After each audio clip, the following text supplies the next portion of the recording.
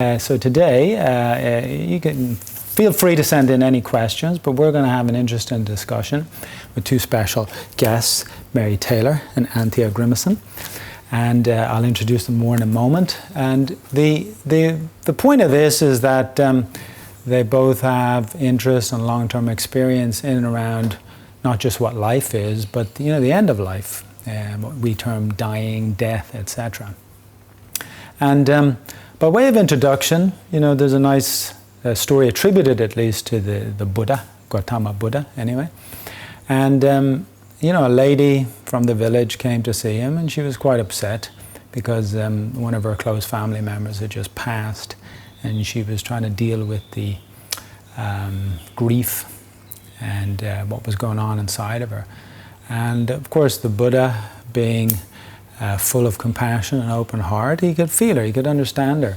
But at the same time, he had to look at the situation from its sort of real perspective. So he said, of course, I will gladly offer whatever help, advice I can, but first go visit all the houses in the village and just have a little chat with them and come back to me tomorrow.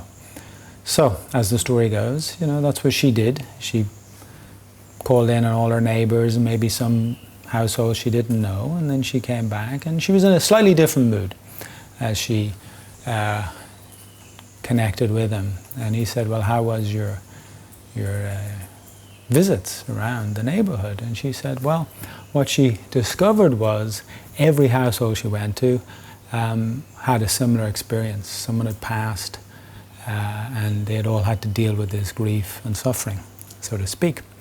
And so in that sense, her understanding, of course, increased, and part of the teaching there is that this is an inevitable consequence of what a living body, living life is, that at least the physical body at some point passes through its arc and terminates, And then, of course, there's a lot more to this, and that's why we're here today, and to talk a little bit more about it. And first I'll introduce Mary here, Mary Taylor, who's flown in especially. Thank you, yes. She got a private jet out of Colorado just to be here for this, I call, she comes, that's wonderful. And but Mary has spent a long time, not just yoga teaching and great chefing and all that, and living, right? She's been involved with also a project known as Death and Dying, and so we can actually get a lot on this and learn a lot about that with her. So I'd like to start off with that, Mary. Hello. Is this live? But first, would you tell us a bit about this project that you've been involved with for all these years on death and dying, etc.? Yeah, so I'm the person who teaches yoga and embodiment exercises for a program through the Upaya Zen Center that Roshi Jo in Halifax began about almost 28 years ago or something like that, almost 30 years.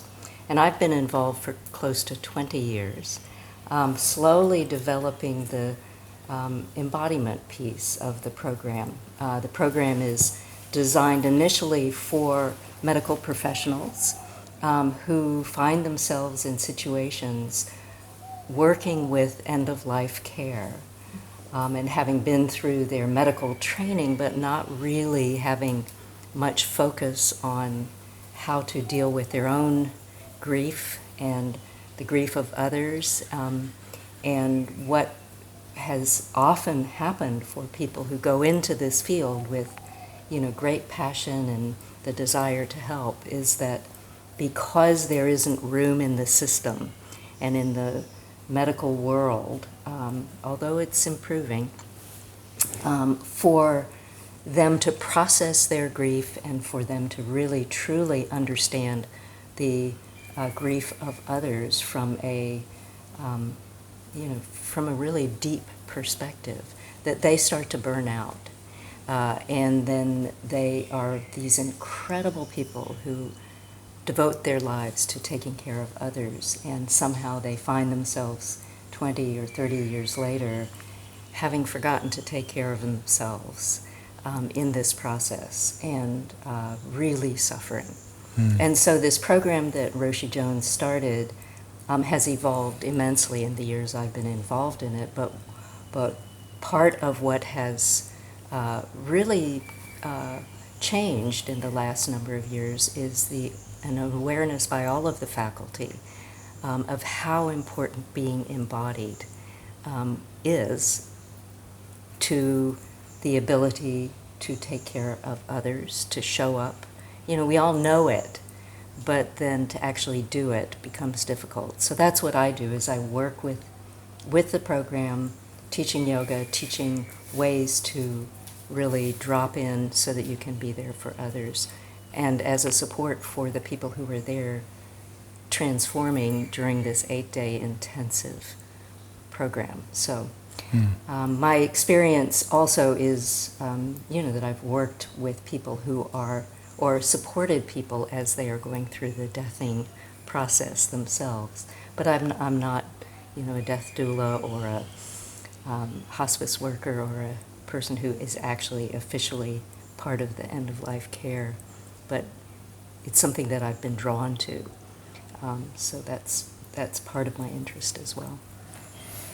Yeah, thanks. This is actually very interesting and very topical, because some of you may have, seen in previous months, especially as New York City especially got hit hard with COVID-19 cases and the kind of rush on the medical care and the health workers, as that sort of broadly term. And even before coronavirus, it was an issue of burnout. Because, I've looked at studies, we're contemplating down at Emory on working with emergency room doctors, etc. And again, partly to give them a bit of like yoga practice or the mindfulness practice, etc. And something that's needed for even just a few minutes to impact their working day. But of course, this came to light because there was the unfortunate suicide case of one of the doctors in New York. And it's really raised these questions about handling end of life and self-care of the health professional themselves, and things that are needed. And without a doubt, this understanding of body, how we take care of ourselves is essential. And so it's interesting that this program has been going for almost 30 years, as you say, almost as long as I've been alive. Yeah. almost. And one curious question I have for you is, what, other than it being a great program, what in like death and dying, what compelled you to get involved in that? Like, what was the interest there in such a subject? Well, my mother was a medical anthropologist, and one of her fields of study was death and dying. So she was worked with Elizabeth Kubler-Ross, and so as a kid I thought it was like the weirdest thing. I didn't tell anyone that's what my mom did, but so it was something I was very aware of. And then as I got older, actually there was a person I knew from high school who committed suicide, and that woke me up to death, and then my grandfather's death, and then my own parents' death and friends' deaths. And I became very aware of the fact that it wasn't a scary thing to me to be around death, and that was something that, maybe I could be of service to others with, is the fact that I could be a support where not everyone is comfortable with that, and that's perfectly fine. That's the lesson you learn, is that you have to be where you are, really, truly, with these, important parts of life, and show up as authentically as you can and support others in the ways they need supporting. And so that's what drew me there. Lovely, yeah. So I'll switch over to Anthea for a moment. Anthea Grimason, who's actually, she's been coming here for about 10, 12 years, Dad? 12 years. 12 years, yeah. And a student, teacher here, and also works here in various capacities, and is actually here right now. Helicoptered in from Ireland via San Francisco just yesterday, of course. So, but Anthea is, of course, interested in the yoga field, in the meditative practices, but has also gotten into, nutritional health and other aspects, and even plant medicine, etc., as well as marketing. And see how those things go together. And but recently, Anthea started talking to me about a person who she was close to, who had terminal cancer and was passing, and that person had asked Anthea to help her, assist her, and the term death doula was brought up. And I was familiar with doula because of other friends have become them from the birthing process, but to hear it here in the death doula context was kind of intriguing. So really, that's what I want to first ask you, Anthea. Could you explain to the public, what a death doula is? Sure. Yeah. So. I guess the death or end-of-life doula movement is still fairly new, yet kind of, in other ways, quite ancient, in that it's supporting people through the end-of-life process where maybe other carers don't have the capacity to take care of the emotional side, the spiritual side, even some of the practical things, because they are so overwhelmed, or maybe families are not able to bring that level of care because it's really hard and really sad. And so a death doula might support a family with planning, with coming to terms with the end of their life, with talking about the meaning of their life, with creating a legacy project, even planning their funeral. So really all these areas that might be difficult to talk about, or that a hospice care worker or hospital care worker or a family might not have the capacity to. And so it's just another person in the team for end of life that's sort of supporting that journey. And with my friend, she had a wonderful team of support of friends and family, and she was under hospice care. And so my role was limited in the doula side, but it was very much around conversation around dying and watching her process of coming to terms and accepting that at age 38, and really coming to a place of having no regrets, accepting where she was, and being ready to pass, and leaving messages for her close ones, around death is nothing to fear. It's a natural part of living. It's just about being human. We celebrate birth. We should also celebrate death. And so, it was one of the biggest honors of my life to be led into that process.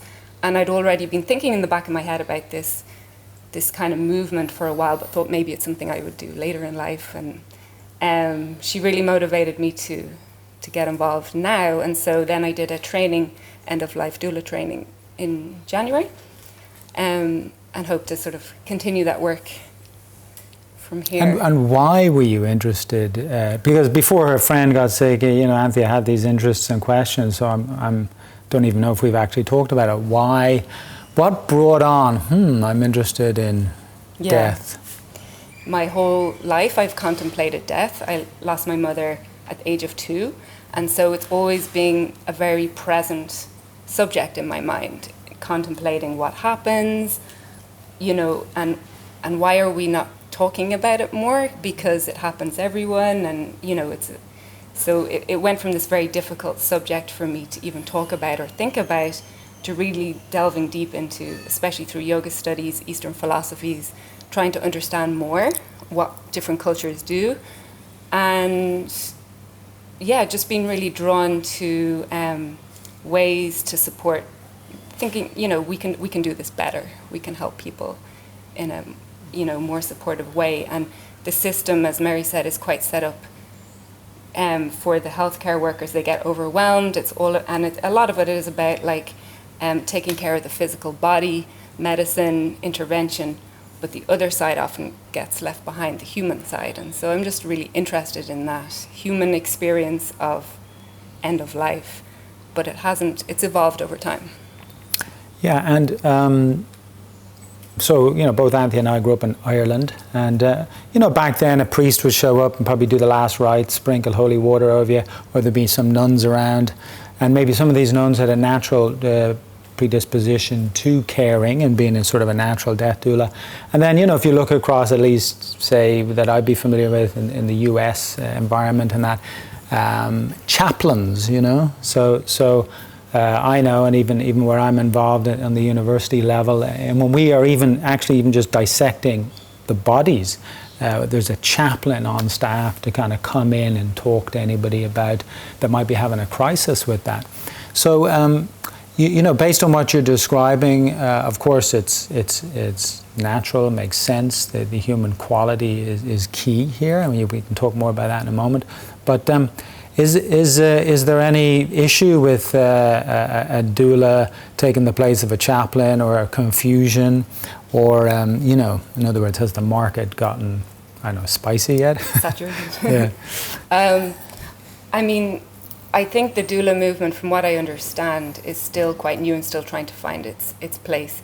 And the ideal is for them to work alongside palliative care, hospice care, as part of the team. But I think it's still a little bit, from what I understand, it's still a little bit confused maybe. And, you know, and not everybody does need that extra support or want that support.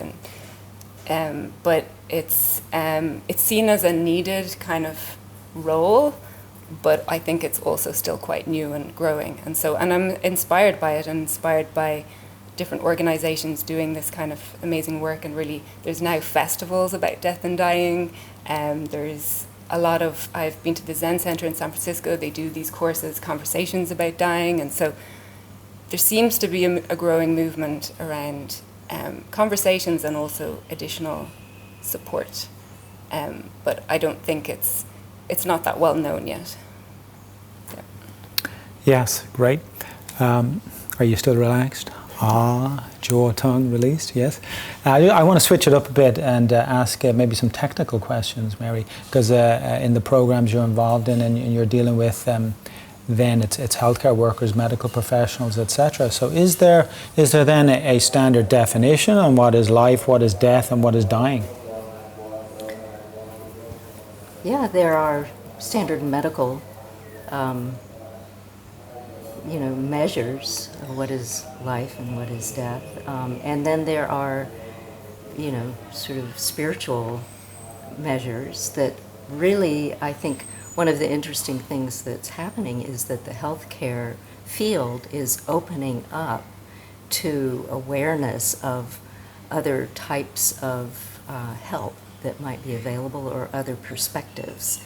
And this has happened very much so in the last 20 years as the hierarchy within the medical system has loosened up a little bit. So that, yes, we have a definition of death as, when the vital functions stop, etc. And then more and more and more healthcare professionals that I interface with are very much open to asking the question, is this really where it all stops, or is there more to it? Mm. And I think, as much as anything, none of us have the definitive answer as to what happens as we die and after death. There are many people who, have had near-death experiences. There are people who have, like the great sages, who have experienced the idea of the bardos and some of the things that do happen after death. But in fact, until each one of us goes through that process, we don't really truly know. And interestingly, it is really, really important, and Anthea and I have talked about this, to not sort of impose our ideas on what death looks like. And yes, there are, someone has to call the death at such and such a time in a medical setting. But, for us to not say, well, that was a bad death, they struggled the whole time at the end, or, oh, that was such a blissful death, they were smiling as they took their last breath, but to really just show up with open-mindedness and with a sense of, almost awe at this process, as you do in a birthing situation. Oh my God, look at what's happening. And the fear of, the fact that we don't know then what does happen after death is it prevents us from having that same awe at this natural process that goes on. So yeah, there are definitions, but they are in different cultures thought of differently, and in the medical field thought of in one way, and in, when we see our friends dying, or when my mother died, I was very, very clear that I've had awareness of her presence around me the next day. It was, a visceral, physical feeling of her being there. And, maybe that's my mind, maybe whatever, but that's fine. That's fine. Whatever it presents itself as, the idea is we need to be able to talk about it, and we need to be able to process it, and most importantly, listen to the other person. Give space to the person who's dying or to the loved ones who are suffering, to bear witness rather than impose. So. Yeah, and what's curious there, because it's a word you've mentioned many times and it's in the title of the program, is this word dying, right? So, when does one say I'm dying? I mean, in some sense we are since the moment we're born, because, the body goes through an arc, etc. But in terms of this care, when to show up as doula, when to it's that sort of conflict of giving hope, you're going to get over this better, or it's just natural, I'm old age. So especially with these medical professionals and so on, when are we suddenly saying, because right now I'm not saying I'm dying, though in a technical sense I am, but maybe 60-ish years from now, I'll be like, maybe it's time to go, so when will I personally put on that definition, dying? When do you, or the groups you're with, when does that sort of come into play? Well, I think that in the Being with Dying program, one of the things that is really front and center for us, and in the mornings, each morning, Roshi Joan does these amazing meditations on death that kind of build up over the course of the week. And they're based on Buddhist teachings. She's a Buddhist scholar and practitioner. But the teachings of Atishta, that are the 9 contemplations, that you can look them up online. And, they really present this very, very fine and powerful teaching that we don't know when death will happen, and that it can happen at any moment. And not now. Not now. Let's hope. Yeah. And that well, we're live. And so that really, and that there's really nothing we can do in this phase of life, like this beautiful bowl or the wonderful teachings that we have, or all of our possessions. They don't necessarily, the teachings might help us at the time of death, but they might not. What will help potentially is to be able to show up as much as you possibly can, and to, if you can't show up, to have practiced not being disappointed in yourself for not showing up for your own death. And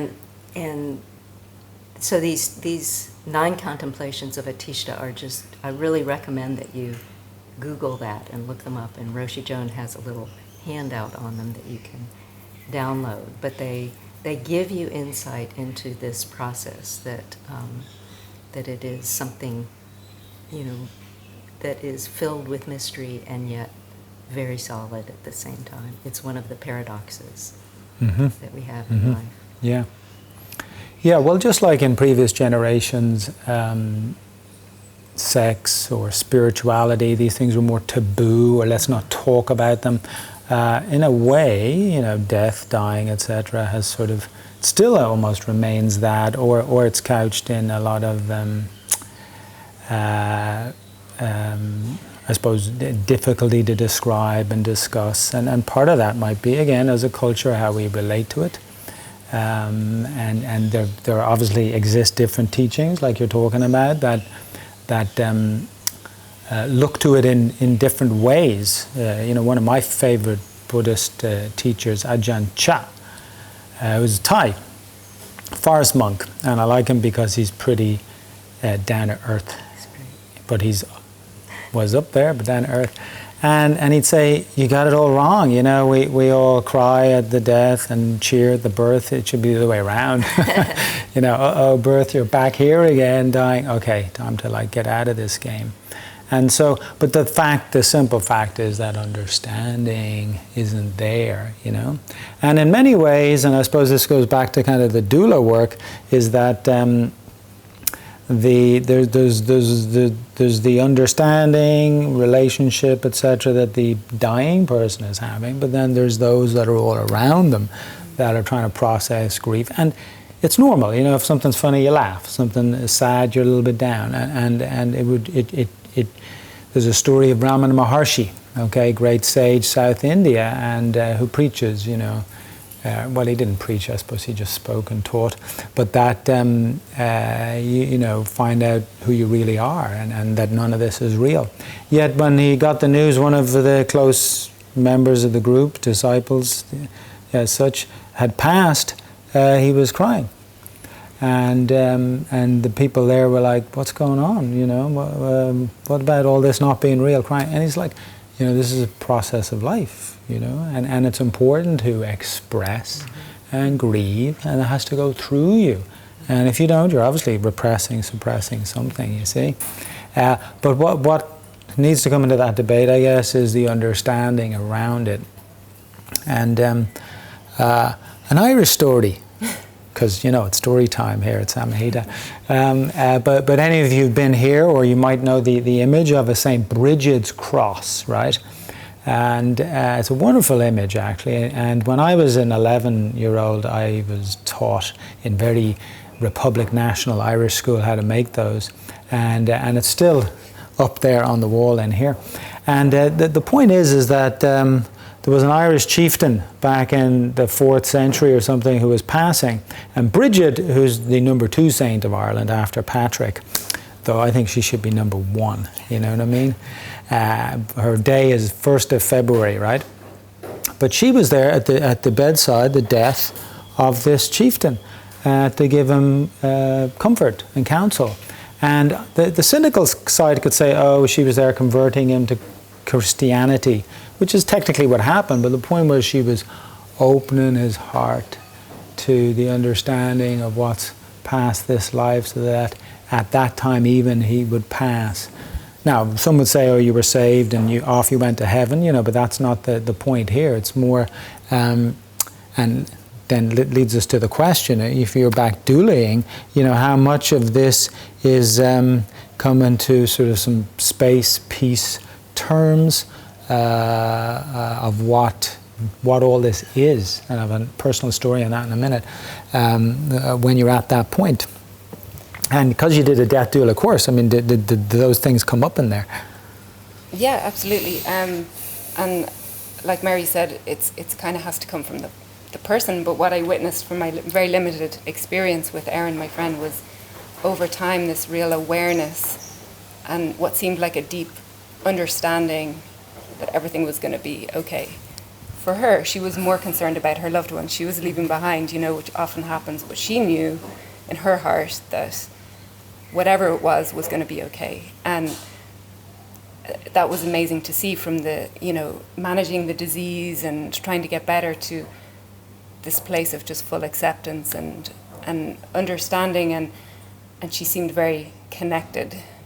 And in the course, what we talked about really was not to get in the way of someone else's process, and the deep listening, really listening to, but having those conversations and be willing to go there with that person on their own journey and talk about what's coming up for them and what they resonate with and what they believe, and maybe conversations they find hard to have with their loved ones.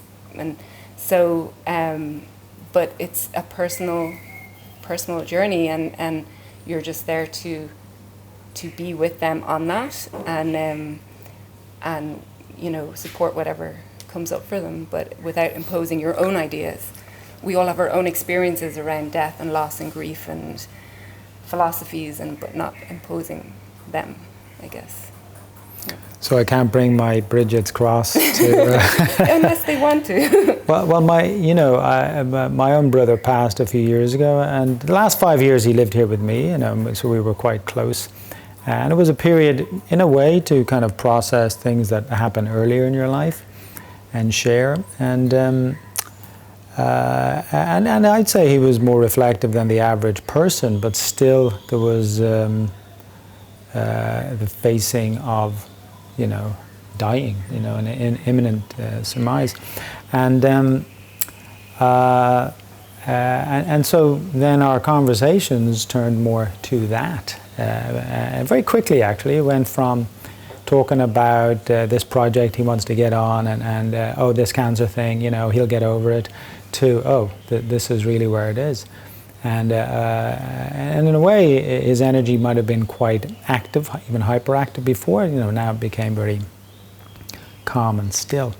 And though on the personal side, and I'm going to expose myself here now, the personal side, watching the bodily decay was horrific, and you feel really, you just feel for the person, because there's certain loss of functions, and then food is to come through the stomach, etc. But on a very personal level between him and I, there was this sort of pang of joy in my heart, that and this became, we had 3 final deep conversations, and especially the second last was very deep on the other side. And again, what do I know? but it's from maybe some level of understanding, and we must come into life with it. And I know by the end that those were words, that he kind of took with him, stayed. And maybe it was one of the more profound sharings that came. And this weird sense of kind of joy as opposed to sorrow, even though there was grief and tears and all that after. But it was, somebody's completed their time, their mission, time to move on.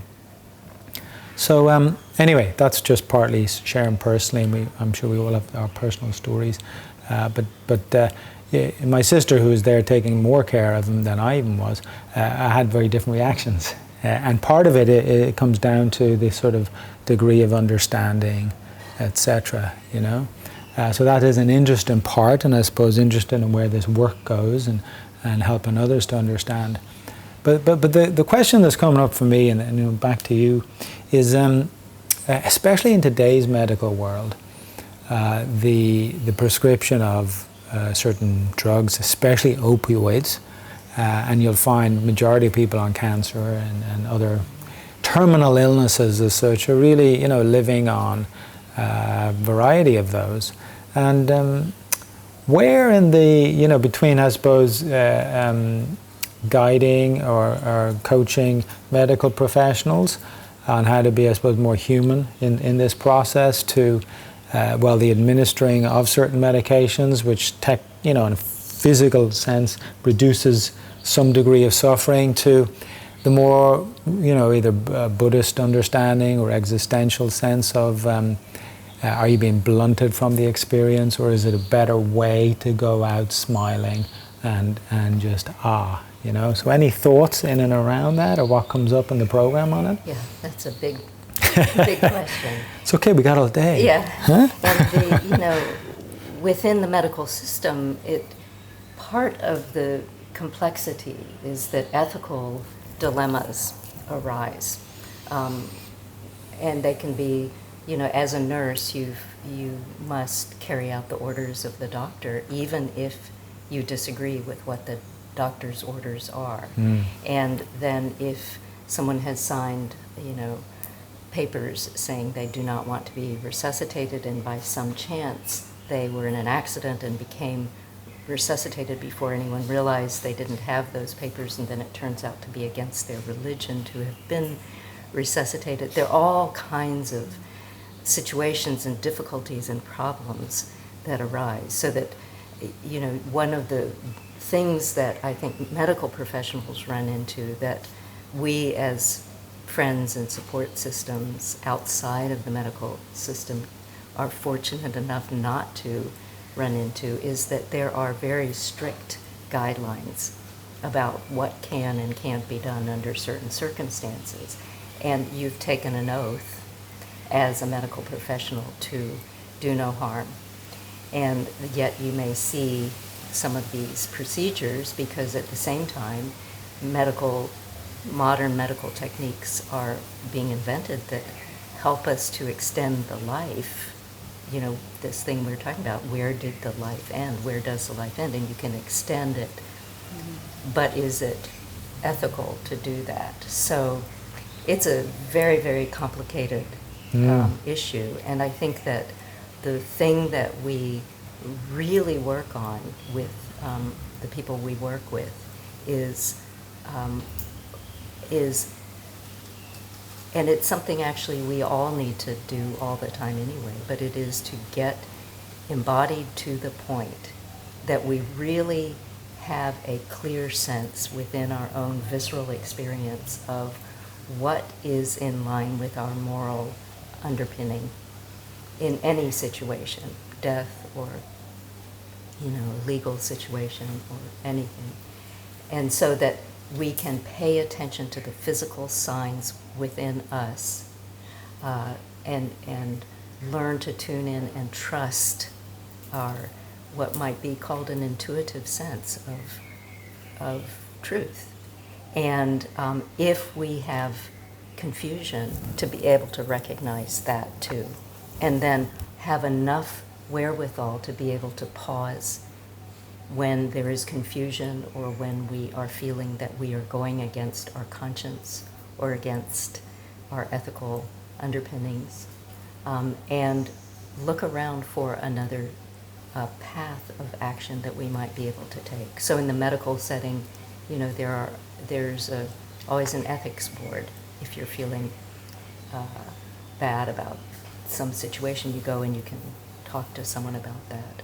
And to also learn to trust that these intuitive senses that we have are important. And that yes, the structure of the medical world or the structure of the culture that we live in, those are important too. But as Anthea was saying, just this getting in touch with who we are really deep inside is vitally important, which is what you were able to do with John, your brother. Mm-hmm, mm-hmm. And that is invaluable, to be able to connect to people at any point in life in that way. And to realize also that I think a point that is so important is to realize that every death is not going to be the perfect death. And that is okay. That, you know, you may feel that you've let your loved one down, or you may feel, you know, you want them to see this and they don't, but that's okay. You know, you have to... It's messy. Yeah, it can be messy and it can be beautiful. And Ram Dass in one of his movies talks about, you know, when he first had his stroke and he's being gurneyed along through the hospital and he's just looking up at the pipes thinking, is this it? You know, this is all this work and this is what I'm doing. You know, so it's like you don't know what's going to happen, and to wake up to that, to be okay with that. And then the floodgates can open of intuition and intelligence and science and all the other things. So it's complex, and that's what we try to instill in the medical professionals that we work with, from different angles, from communication skills, from ethical, you know, investigation, from teaching how to bear witness, from doing meditative practices and yoga practices, giving them a sense of trust in themselves. Because really, death is a natural part of this life, and we will all go through it. And as Kisa Gautami said, you know, in the story that Paul quoted at the very beginning, every single person has someone who has died in their family, and they themselves will die. And so if we can realize this is a natural process, it may not make the grief any easier. It may not make the sadness go away, but it can take some of the boundaries that we put up away. Yeah. You want to say I something? was just going to say. She wants to. Yeah, no, and I really feel that one of the most useful things we can all do is contemplating our own end of life, and that's one of the things that I felt very powerful in, that using it as a reminder that everything's impermanent, and so not just making the most and helping you make big decisions in life and letting go of fears and things like that, but then when it comes to end of life, because we don't know when it will be, the healthcare workers who are amazing are so overburdened with these decisions that the more people are clear on what they want to do themselves and have done the paperwork and the advance directives and had these conversations and family are clear, the easier that process is, I think. But yeah, just some homework. Yeah, great. Well, perhaps because death, dying, and what's after has been under more the fields of religion, where they've maybe owned it, dominated it, especially sort of having grown up in a Judeo-Christian world, and then it becomes difficult maybe to have these conversations in other settings, but it is essential. And again, what qualifies one to have the conversation, because there's a fine line between talking about it and then expressing opinions and views and so on. And because there are so-called spiritual leaders that make some almost ridiculous statements, and because they're in the seat and they can just say this about life or death or so on. So really what it comes down to with both of your points there is increased self-reflection. I know for me, I was a teenager and I was watching this talk show in Ireland called The Late Late Show, because it was very late, like after 9 p.m. or something. And a great, it just passed actually, great interviewer, host, Gay Byrne, sure who I knew, didn't I? And but there was a Buddhist nun on, and I'm listening to her and she's talking about death and then rebirth and all, and I'm like, what? But that question stayed with me, so after that I remember walking in the field in the west of Ireland with the spirits, me and my friend, and having this conversation about, what is life? Is there death? Is there rebirth? What comes next? And in a way you see it all around you, at least with these elements, they continue. And even Ramana Maharshi, when he was passing, he was like, why, everyone's upset that I'll be gone, but where else would I go but here? So none of us here can answer those questions, but the point is that those are triggers to go in, look, reflect. And I know as long as I've been in yoga practice, for the last 60 years, I think, is it? That was my other body. Actually, perhaps one of the biggest benefits out of being in this meditative yogic practice field has been to very clearly come to terms with what is life. A week ago, talking to my mother, in passing, she said, well, though I might have a fear of death, and she's almost 80, and so it's a thing that lingers strong. And it's something that everybody should reflect on, because as it's a saying there, and I suppose some Buddhists say it, or the Dalai Lama said it, or whatever, but all of life prepares us to the passing point. So I think it's actually one of the most important things. And in many ways, these practices we do, like you talked about, Mary, of embodiment, becoming aware of the breath, inner reflection, etc., are part of that preparing, because you reach a point at the end of life, and the forces are so strong that it's not that you can just correct your thinking then. So now, as we're alive but all dying, we're practicing and preparing, and the ideal I often think about is I'll just sit here and leave like that, Ram Dass's teacher, Neem Karoli Baba, would say, none of you will be around when I pass. And all he wore was a blanket, And he was found on a bench at a train station, like a homeless person. But at that point, I guess, knowing him, when he'd go and how. And in many ways, it's like, well, I got to leave this thing. But like finding my shirt out there later. I'm leaving it on. I'm not taking it off for this video.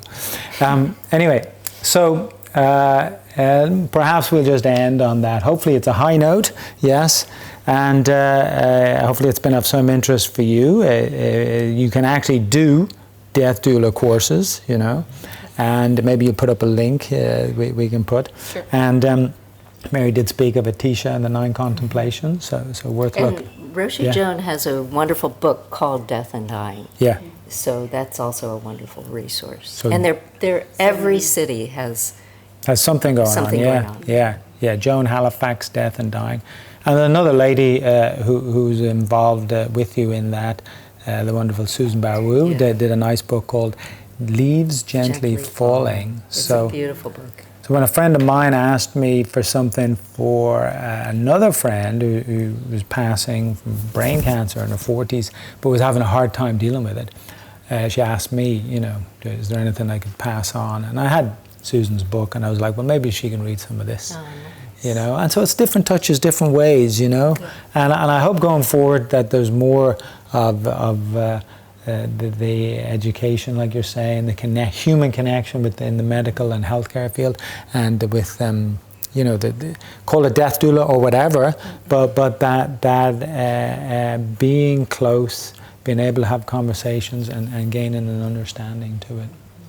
So I'd like to thank, well, Mary for coming in from Colorado. Are you really here? Yes. My God, she's here. And Anthea as well for jet setting around the world. And I'm just here. I'm not going anywhere. Okay. So we will be back on the live stuff Mondays, me doing something, Mary Wednesdays. and the Freeman on Wednesdays, and back here for more on Friday. Till then, please continue practicing. Thank you. Goodbye.